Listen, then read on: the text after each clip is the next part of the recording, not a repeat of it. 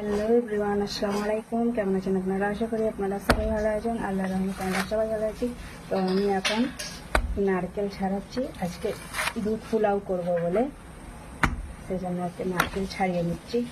ছাড়াশি দিয়ে সব কাজই আমি পারি। দেখুন কত সহজে ছাড়াশি দিয়ে নারকেল ছাড়ানো যায়।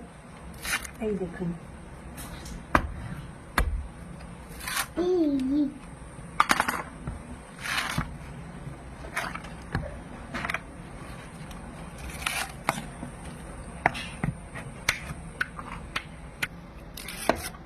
তো দেখুন এইগুলো হচ্ছে হাজারি গাছের নারকেল। তো নারকেলটা ছোট হলে কি হবে, কিন্তু এর দুধটা বেশি হয়।